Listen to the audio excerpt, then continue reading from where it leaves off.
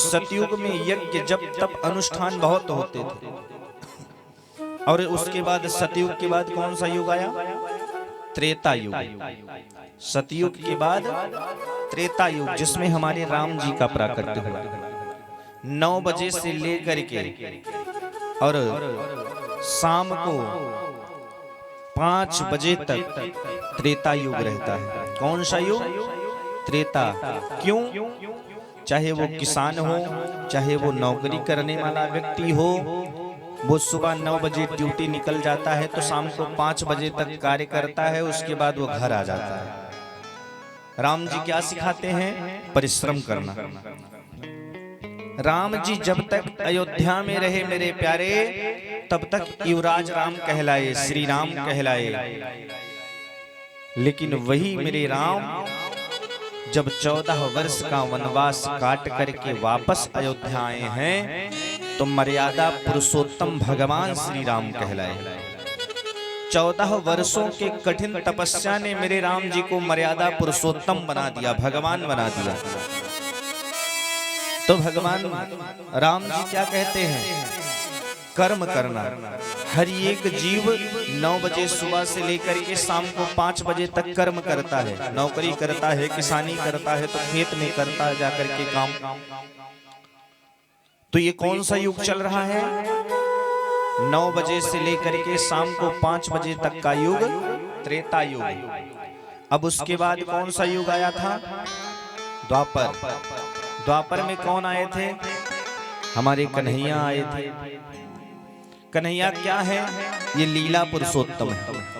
तो शाम को 5 बजे जब ड्यूटी करके व्यक्ति घर आता है, तो वो अपने परिवार के साथ, अपनी बीवी, अपने बच्चों के साथ, अपनी माँ, अपने पिता के साथ में बैठ करके और हास परिहास करता है,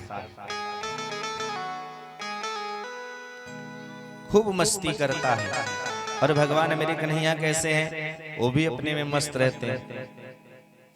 मस्ती में मैं रहता हूं और राधे राधे कहता हूं।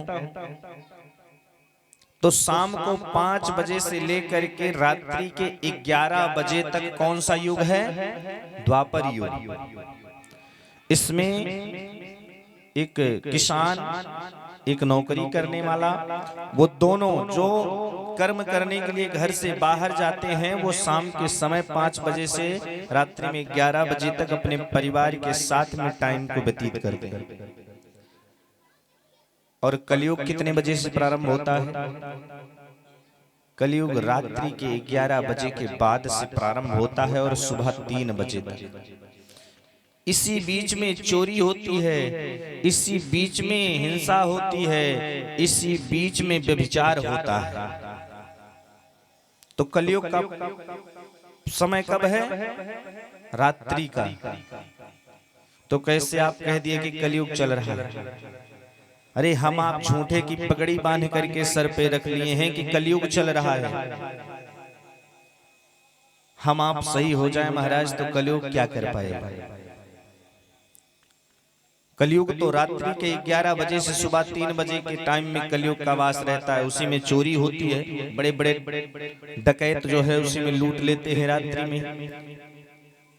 उसी में व्यभिचार होता है, उसी में हिंसा होती है। किसी की मर्डर होती है तो रात में मर्डर कर देते हैं। तो चारों युग पूरे 24 घंटे में चारों युग एक एक बार व्यतीत होते हैं।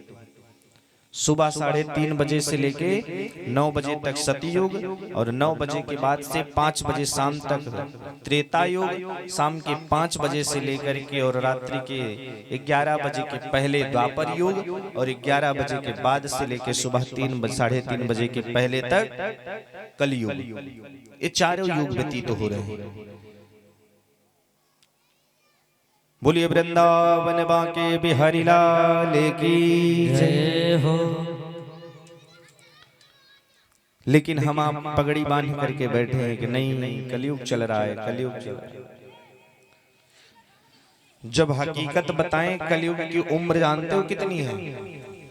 कलयुग की उम्र है 4,32,000। और 4,32,000 में अभी केवल मात्र 5251 व्यतीत हुई है।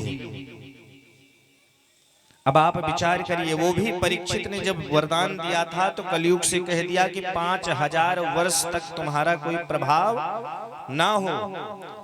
अब विचार कर लीजिए महाराज, कलयुग जब भी 100-200 वर्ष, 300 वर्ष, 500 वर्ष व्यतीत हुआ होगा, 5000 तक कोई प्रभाव नहीं, उसके बाद प्रभाव शुरू हुआ होगा। अभी तो कलयुग पालने में झूल रहा है। अब विचार करिए, जिसकी उम्र 4,32,000 वर्ष होगी, वो 5000 और 5500 6000 वर्ष की उम्र में कितना बड़ा होगा। अभी तो कलयुग पालने में है, और कलयुग जब पालने में है तो ऐसी स्थिति हो चुकी है, जब अपनी युवावस्था पर होगा तो कहते हैं कि जो मनुष्य है वो चने की झाड़ पर चढ़ेगा। कलयुग जब अपनी युवावस्था पर होगा तो बहन भाई को नहीं देखेगी, भाई बहन को नहीं देखेगा। आज की ही स्थिति ऐसी है जब कलयुग पालने में झूल रहा है।